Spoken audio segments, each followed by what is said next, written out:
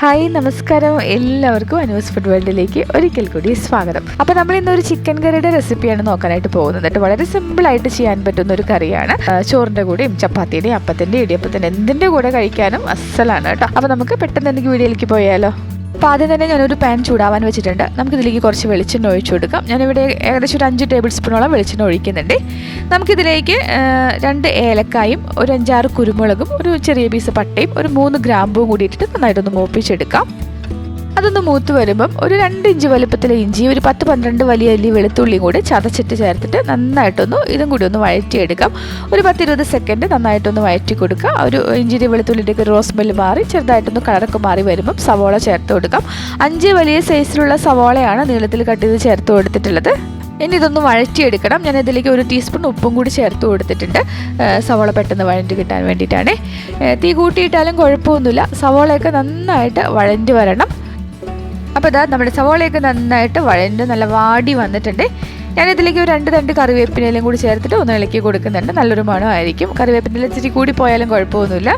ഇനി നമുക്കിതിലേക്ക് ഒരു പിടി ചെറിയുള്ളി ചേർത്ത് കൊടുക്കാം. ചെറിയുള്ളി ഇച്ചിരി കൂടി പോയാലും കുഴപ്പമൊന്നുമില്ല കേട്ടോ, നല്ല ടേസ്റ്റാണ് ചെറിയുള്ളി ചേർക്കുമ്പോൾ. അപ്പോൾ ഞാനിവിടെ ഒരു പിടി ചെറിയുള്ളിയാണ് ചേർത്തിട്ടുള്ളത്. ഇതിൻ്റെ കൂടെ തന്നെ ഒരു 2-3 പച്ചമുളക് ചെറുതായിട്ട് കട്ട് ചെയ്തും കൂടി ചേർത്തിട്ടുണ്ട്. ചെറിയുള്ളി ഇച്ചിരി വലുതൊക്കെ ആണെങ്കിൽ 2-3 ആയിട്ട് കട്ട് ചെയ്തിട്ട് ചേർത്ത് കൊടുക്കാനായിട്ട് ശ്രദ്ധിച്ചേക്കണേ. നന്നായിട്ടൊന്ന് വഴറ്റിയെടുക്കണം. നന്നായിട്ട് വെന്ത് ആ സവോളയൊക്കെ ആയിട്ടൊന്ന് ചേർന്ന് വരണം. അപ്പം നമ്മുടെ സവോളയും ചെറിയുള്ളിയൊക്കെ നന്നായിട്ട് വഴണ്ടി കിട്ടിയിട്ടുണ്ട്. നമുക്കിതിലേക്ക് തക്കാളി ചേർത്ത് കൊടുക്കാം. ഞാനിവിടെ 2 തക്കാളി എടുത്തിട്ടുള്ളത്. നല്ല പഴുത്ത തക്കാളി തന്നെ നോക്കിയെടുക്കാനായിട്ട് ശ്രദ്ധിക്കണം കേട്ടോ. ഈ തക്കാളി നന്നായിട്ടൊന്ന് വഴറ്റിയെടുക്കണം. നല്ല സോഫ്റ്റായിട്ട് ഉടഞ്ഞ് നമ്മുടെ സവോളയും ഉള്ളിയൊക്കെ ആയിട്ട് ചേർന്ന് വരണം.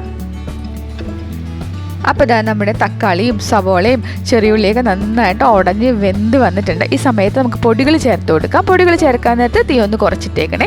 ഞാനിവിടെ 3 ടേബിൾ സ്പൂൺ കശ്മീരി മുളക് പൊടിയും 2 ടേബിൾ സ്പൂൺ മല്ലിപ്പൊടിയും ഒരു 1/2 ടീസ്പൂൺ മഞ്ഞൾപ്പൊടിയും ഒരു ടീസ്പൂൺ അളവിൽ ചിക്കൻ മസാലപ്പൊടിയുമാണ് ചേർത്തിട്ടുള്ളത്. തീ നന്നായിട്ട് കുറച്ചിട്ടിട്ട് ഈ പൊടികളുടെ ഒരു റോസ് സ്മെല്ല് മാറി വരുന്നത് വരെ ഏകദേശം ഒരു 10-30 സെക്കൻഡ് സമയം ഒന്ന് ഇളക്കിയെടുക്കണം. അപ്പം നമ്മുടെ പൊടികളൊക്കെ നന്നായിട്ട് മൂത്ത് വന്നിട്ടുണ്ട് കേട്ടോ. ഇനി നമുക്കിതിലേക്ക് വെള്ളം ചേർത്ത് കൊടുക്കണം. ഞാനിവിടെ 2 കപ്പ് നല്ല തിളച്ച വെള്ളമാണ് ഒഴിച്ചു കൊടുക്കുന്നത്. നമ്മുടെ വെള്ളമൊക്കെ ഒഴിക്കുമ്പോൾ ഇച്ചിരി ചൂടുള്ള വെള്ളം ഒഴിക്കുന്നതാണ് നല്ലത് കേട്ടോ. ഇനി നന്നായിട്ടൊന്ന് ഇളക്കി ഇതൊന്ന് തിളപ്പിച്ചെടുക്കാം. ഇനി തീ നമ്മൾ കൂട്ടിയിട്ടാലും കുഴപ്പമൊന്നുമില്ല. മൊത്തത്തിൽ കിടന്ന് തിളയ്ക്കുന്നുണ്ട്. ഈ ഒരു രീതിയിൽ ഒരു 3-4 മിനിറ്റ് നന്നായിട്ടൊന്ന് വെട്ടി തിളച്ചോട്ടെ കേട്ടോ. നമ്മുടെ സവോളയും ചെറിയുള്ളിയും ആ തക്കാളിയൊക്കെ ആ ഗ്രേവിയിൽ കിടന്നിട്ട് നന്നായിട്ടൊന്ന് വെന്ത് വരണം.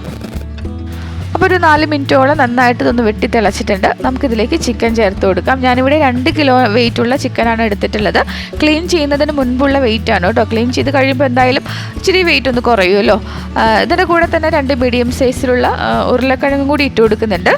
അപ്പോൾ ചിക്കനൊക്കെ നല്ല നാടൻ രീതിയിൽ കറി വയ്ക്കുമ്പോൾ ഉരുളക്കിഴങ്ങ് ചേർക്കണം നല്ലതാട്ടോ. ചെറുത് 2 മീഡിയം സൈസുള്ള ഉരുളക്കിഴങ്ങ് എടുത്തിട്ടുള്ളൂ. ഇതിലേക്ക് ഒരു 3/4 ടേബിൾ സ്പൂൺ അളവിൽ ഉപ്പും കൂടി ചേർത്തിട്ട് നന്നായിട്ടൊന്ന് ഇളക്കി കൊടുക്കുന്നുണ്ട്. ഇനി നമുക്കൊന്ന് അടച്ച് വെച്ചിട്ട് ഒരു 10 മിനിറ്റ് ഒരു മീഡിയം ഫ്ലെയിമിലിട്ട് ഒന്ന് വേവിച്ചെടുക്കാം. അപ്പോൾ ഇതാ മീഡിയം ഫ്ലെയിമിലിട്ട് ഒരു 10 മിനിറ്റോളം വേവിച്ചെടുത്തിട്ടുണ്ട്. നമുക്കൊന്ന് തുറന്ന് നോക്കാം. അപ്പോൾ ഇത് അത്യാവശ്യം നല്ല രീതിയിൽ വെള്ളമൊക്കെ ഇറങ്ങിയിട്ടുണ്ട്. നമ്മൾ ഉരുളക്കിഴങ്ങൊക്കെ ചേർത്തിട്ടുള്ളത് കൊണ്ട് തന്നെ ഉരുളക്കിഴങ്ങൊക്കെ വെന്ത് ഉടഞ്ഞ് ഇതിലോട്ട് ചേരുമ്പോൾ ഈ കറി നല്ല തിക്കായിട്ട് വരും കേട്ടോ. നിങ്ങൾക്ക് ഇച്ചിരി ഗ്രേവി കൂടുതൽ വേണമെന്നുണ്ടെങ്കിൽ ഈ സമയത്ത് കുറച്ച് വെള്ളം ഒഴിച്ചു കൊടുക്കാം. അപ്പം ഞാനൊരു ചോറിൻ്റെ കൂടെ കഴിക്കാനായതുകൊണ്ട് തീരെ അങ്ങ് ഗ്രേവി നീട്ടി എടുക്കുന്നില്ല. ഇച്ചിരി ഒന്ന് പെരണ്ടിരിക്കുന്ന പരുവത്തിലാണ് ഞാൻ തയ്യാറാക്കുന്നത് കേട്ടോ. അതുകൊണ്ട് തന്നെ വേറെ വെള്ളമൊന്നും ഒഴിക്കുന്നില്ല.